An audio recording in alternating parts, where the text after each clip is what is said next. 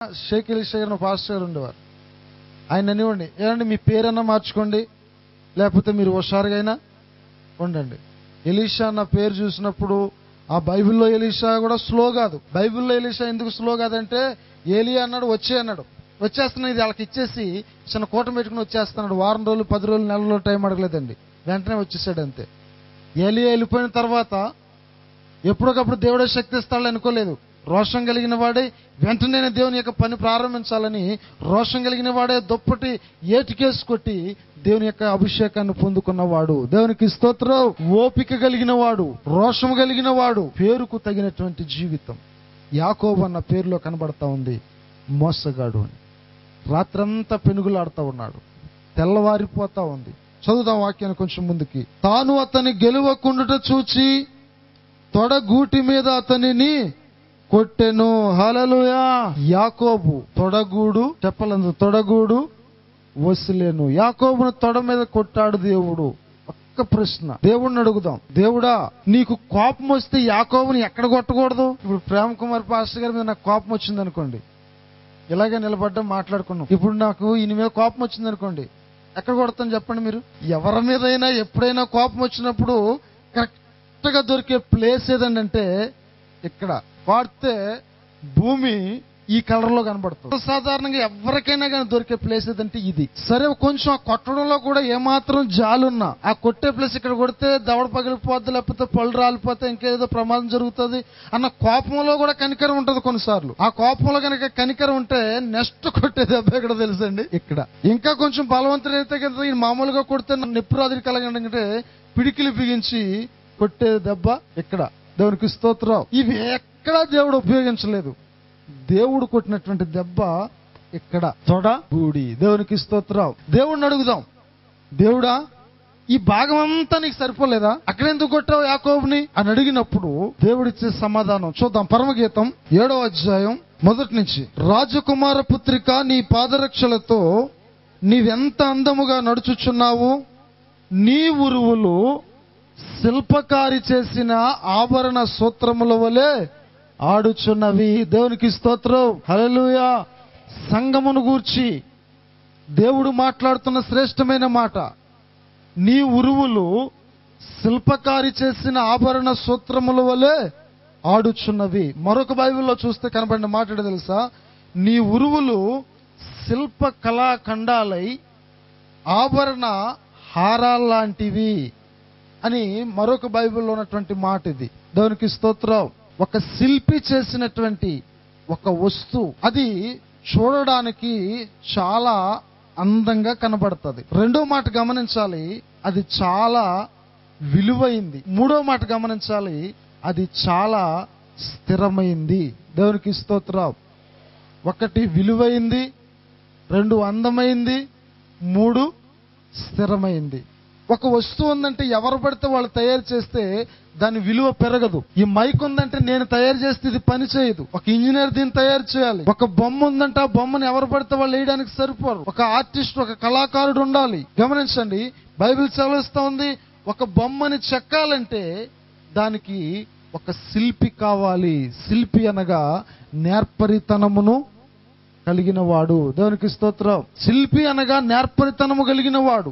నేర్పరితనము కలిగిన వాడు తయారు చేసే శిల్ప కళాఖండాలై, శిల్పి చేసినటువంటి ఆ యొక్క విగ్రహాలు కానివ్వండి, శ్రేష్టమైనటువంటి వస్తువులు కానివ్వండి, అవి స్థిరముగా నిలిచిపోతాయి. ఎప్పుడన్నా మీరు హైదరాబాద్ వెళ్ళినప్పుడు సాలార్జీ మ్యూజియం అని ఒక మ్యూజియం ఉంటుంది. అందులోకి మీరు వెళ్ళి చూడండి, చాలా శ్రేష్టమైనటువంటి శిల్పాలు అందులో ఉంటాయి.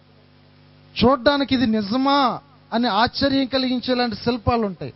ఆ శిల్పి పేరు ఉంటుంది దాని మీద. ఎప్పుడు తయారు చేసాడో కూడా కొన్నాటి మీద రాసి ఉంటుంది. ఎందుకంటే అది విలువైంది కాబట్టి వాటిని మ్యూజియంలో భద్రపరిచి ఉంచారు. దేవునికి స్తోత్రం. ఆ కింద మాట రాయబడింది, నీ ఉరువులు. అక్కడ ఉన్నటువంటి మాట, ఉరువులు అనగా తొడలు.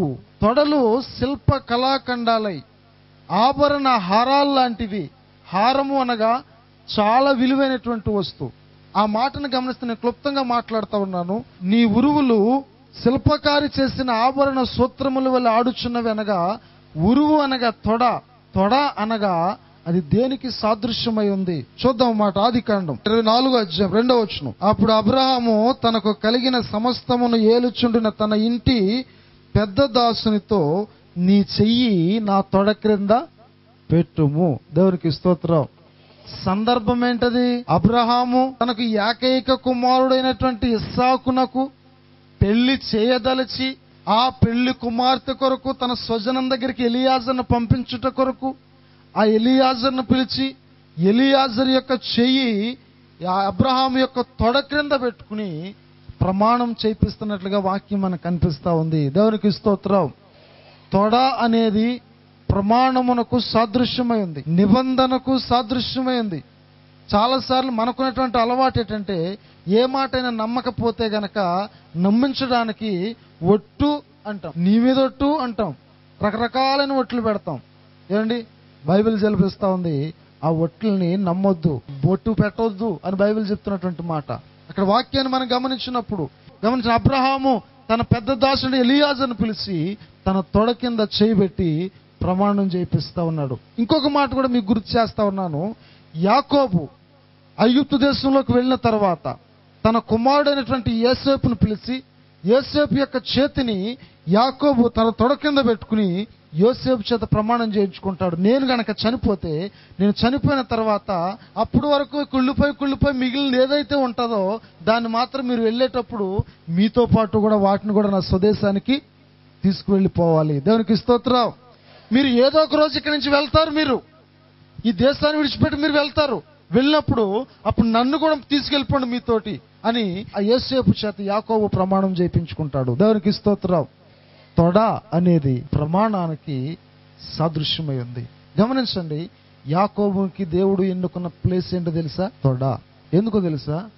యాకోబు దేవునితో ఒక నిబంధన చేశాడు. చూద్దాం ఏం ప్రమాణం చేశాడో చూద్దామా. 28:20. దేవుడు నాకు తోడయ్యుండి వెళ్ళుచున్న మార్గంలో నన్ను కాపాడి తినుటకు ఆహారమును ధరించుకున్నటకు వస్త్రమును నాకు దయచేసిన ఎడల యెహోవా నాకు దేవుడయ్యుండును. హల్లెలూయా. చెప్దాం హల్లెలూయా. ఇందాక చెప్పాను మీకు ఒక మాట. కావాలన్నటువంటి మనిషి దొరకనప్పుడు వాడు అంటున్నాడు, ఆ పిల్లవాడు యవనస్తుడు, ఇంక నేను దేవుని యొక్క గుడికే వెళ్ళను. ఇప్పుడు యాకోబు ఏమన్నాడు తెలుసా? నేను వెళుతున్న దారిలో నాకు తినడానికి ఫుడ్, కట్టుకోవడానికి ఆ రోజే కాదు ఈ రోజుల్లో కూడా అదే బాధ. ఏంటి, ఈ రోజుల్లోనే కదా ఈ బాధ, ఆ రోజుల్లో కూడా ఉందండి. ఏం కావాలట? కట్టుకోవడానికి బట్టలు, తినడానికి తిండి. దేవుడు ఏమంటున్నాడు చూద్దాం. దేవుడు ఏమన్నాడు చదవండి. 5వ వచనంలోకి వద్దాం. 14వ వచనం. నీ సంతానము భూమి మీద లెక్కకు ఇసుక రేణువుల వలెగును. నీవు పడమటి తట్టును, తూర్పు తట్టును, ఉత్తరపు తట్టును, దక్షిణపు తట్టును వ్యాపించదవు. భూమి యొక్క వంశములన్నీ నీ మూలముగా ఆశ్రయించబడును. చేతులెత్తి దేవుని కనపరచుదాం అందరూ. హల్లెలూయా. దేవుడిస్తున్న వాగ్దానం చూడండి. భూమి మీద ఉన్నటువంటి వంశములన్నీ కూడా నీ ద్వారా ఆశ్రయించబడతాయి. యాకోబు ఏమన్నాడు తెలుసా? ఎవరో ఆశ్రయించబడితే నాకెందుకు ప్రభా, నాకు మాత్రం కట్టుకోవడానికి బట్టలు, తినడానికి తిండి. మీకు అర్థం ఒక మాట చెప్తాను. ఇప్పుడు ఏ ఎమ్మెల్యే గారు ఫోన్ చేసి, ఇప్పుడు మన ప్రేమ కుమార్ గారికి ఫోన్ చేసి నర్సీపట్నం నుంచి కేడీపేర వరకు మన నర్సీపట్నం నియోజకవర్గంలో ఉన్నటువంటి ఊళ్ళన్నిటికీ కూడా ఎవరికి కాలనీ ఇవ్వాలన్నా కానీ, లోన్ ఇవ్వాలన్నా కానీ, ఏదైనా కాంట్రాక్ట్ శాంక్షన్ చేయాలన్నా కానీ ఆ రైట్స్ అన్ని నీకు ఇచ్చేస్తున్నాను ప్రేమ కుమార్ గారు అన్నారు అనుకోండి. ప్రేమ కుమార్ గారు ఏమంటారు తెలుసా? అంటే యాకోబు ప్రకారంగా చెప్తున్నారు, నాకెందుకండి ఎమ్మెల్యే గారు, అవన్నీ నాకు వద్దు, కానీ మా ఇంటి దగ్గర నుంచి ఈ సందులన్నీ తిరిగి వెళ్ళలేకపోతున్నాను, మా ఇంటి దగ్గర నుంచి ఇలా తిన్నగా రోడ్డు వేసుకునే అవకాశం మాత్రం నాకు ఇవ్వండి. ఏది ఎక్కువ? అది ఎక్కువ, ఇది ఎక్కువ. అవన్నీ నాకెందుకు, ఎవరి లోన్ నాకెందుకు, ఎవరి కాలనీ నాకెందుకు, ఎవరి సంగతి నాకెందుకు, నేను 20 సంవత్సరాల నుంచి ఇక్కడ నేను కొలువు చేస్తా ఉన్నాను, మాకు ఇంటి దగ్గర నుంచి రోడ్డు అంతా తిరిగి వెళ్ళడం చాలా బాధగా ఉంది, మాకు తిన్నగా ఇలా తారు రోడ్డుకి రోడ్డు వేసుకునే ఛాన్స్ మాత్రం మాకు ఇవ్వండి. ఎమ్మెల్యే గారు ఇస్తున్నది ఎంత అయితే ఈయన అడిగేది ఇంత. దేవుడు ఇస్తానది భూమి మీద ఉన్న వంశములు అన్నీ అంటుంటే యాకోబు అంటున్నాడు, అవన్నీ నాకొద్దు ప్రభా, కట్టుకోవడానికి బట్టలు, తినడానికి తిండి. దేవునికి స్తోత్రం. ఈరోజు దేవుని దగ్గరికి వస్తున్న వారు చాలా మంది పరిస్థితి కూడా ఇదే. బాప్తిసం తీసుకుంటే వారం భోజనం. దేవుడు అంటా ఉన్నాడు, నమ్మి బాప్తిసం పొందితే రక్షించబడతామని దేవుడు అంటున్నాడు. మనుషులు అంటా ఉన్నారు, నువ్వు నమ్మి బాప్తిసం పొందితే నీకు అది ఇస్తాం, ఇది ఇస్తాం. దేవుడు అంటున్నాడు, పరలోక రాజ్యం ఇస్తాను, ఇహపరములను నిన్ను దీవిస్తాను అంటున్నాడు దేవుడు. దేవునికి స్తోత్రం. స్వల్పమైనటువంటి ఆశలకు లొంగొద్దు, స్వల్పమైనటువంటి ఆలోచనకు లోబడొద్దు. నిత్యమైనటువంటి సంతోషము, నిత్యానందాన్ని దేవుడు ఇస్తానన్నాడు, నిత్య రాజ్యాన్ని దేవుడు ఇస్తానన్నాడు. ఏ మనుష్యుడు ఆశీర్వదించలేనంత హెచ్చుగా నిన్ను ఆశీర్వదించి ఉన్నతమైనటువంటి స్థితిలోనికి నిన్ను నడిపిస్తానని దేవుడు వాగ్దానం చేస్తా ఉన్నాడు. దేవునికి స్తోత్రం. మనుషుని యొక్క ఆశీర్వాదము శాశ్వతము కాదు. యోసేపుతో ఒక దినాన్ని ఒక స్త్రీ పలికిన మాట ఏంటో తెలుసా? నీవు గనక నా మాట వింటే, నీవు గనక నేను చెప్పినట్లు చేస్తే, నీవు గనక నా మాట విని నేను చెప్పినట్లుగా నువ్వు చేసి నా మాట నువ్వు వింటే నిన్ను ఉన్నతమైనటువంటి స్థాయిలో నేను పెడతాను అని ఒక స్త్రీ యోసేపుతో చెప్పినటువంటి ఒక బలమైన మాట కనబడతా ఉంది. నువ్వు గనక నా మాట వినకపోతే, నీవు గనక నా మాటను అంగీకరించకపోతే నిన్ను చెరసాల్లో వేయించేస్తాను, లేక నిన్ను చంపించేస్తాను. నిన్ను ఏమైనా నేను చేయగలను. నేను ఏమి చేయడానికైనా నాకు హక్కు ఉంది. నేను ఏది చెప్పినా నమ్ముతారు. చూసుకో, సమాధి కావాలా, చెరసాలు కావాలా, లేకపోతే సింహాసనం కావాలా అనిగితే యోసేపు అంటున్నాడు కదా, నీవు నాకు సింహాసనం ఇవ్వలేవు, నాకు సింహాసనం ఇస్తాను నా దేవుడు ఎప్పుడో చెప్పాడు. ఏమాత్రం నీవు నన్ను హెచ్చించలేవు. నీ మాటకి కమిట్ అవ్వాల్సినటువంటి పని నాకు లేదు. మానవుడు హెచ్చింపు స్థిరమైనది కాదు, మానవుడిచ్చే ఆశీర్వాదము స్థిరమైనది కాదు. అందుకే యోసేపు దేవుడిచ్చినటువంటి దర్శనాన్ని నమ్మి ఉన్నాడు. దేవుడు చూపించిన సింహాసనాన్ని చూస్తూ ఉన్నాడు. ఏ అడ్డొచ్చినా, ఏ ఆటంకం వచ్చినా యోసేపు లెక్క చేయలేదు, దేన్ని కూడా పట్టించుకోలేదు. గమనించండి, ఆ యాకోబు అక్కడ గమనించండి, వాక్యాన్ని మనం గమనించినప్పుడు యాకోబు తొడగూడి వస్తున్నప్పుడు తన ప్రమాణం గుర్తొచ్చి దేవుని మీద ఆధారపడి అప్పుడు అంటా ఉన్నాడు కదా, నా పేరు యాకోబు. హల్లెలూయా. తండ్రిని మోసగించానయ్యా, బ్రదర్ని మోసగించానయ్యా, మాంగారిని కూడా మోసగించానయ్యా, భార్యను మోసగించానయ్యా, రెండో భార్యను కూడా మోసగించానయ్యా. ఇన్ని మోసాలు నేను చేశానయ్యా, నేను నిజంగా నేను మోసగాడినయ్యా. ఒప్పుకుంటా ఉన్నాడు. దేవునికి స్తోత్రం. ఒప్పుకుంటూ ఉన్నాడు. నా సహోదరుడా, సహోదరి, ఎంతమందిని ఒకవేళ నువ్వు మోసం చేసి, ఒకవేళ మోసపూరితమైనటువంటి సంపాదనలో నీవుండి, మోసం చేసి సంపాదించిన ఆస్తులతో నీవుండి ఈరోజు కుదురులేదని ప్రభువా నాకు కుదిరి అంటే, ఆ మోసపు సంగతిని ప్రభు అడుగుతా ఉన్నాడు.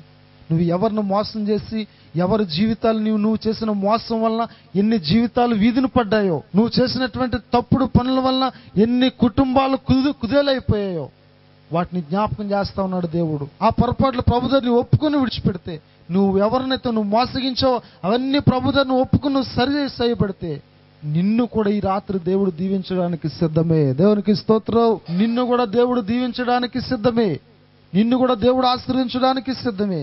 యాకోబును దేవుడు దీవించాడు. మరణ భయం పోయింది. యాకోబు ఏరు దాటి వెళ్ళాడు. దేవుడిచ్చిన ఆలోచన అనుభవించాడు. దేవుడిచ్చిన ఆలోచన ఫాలో అయ్యాడు.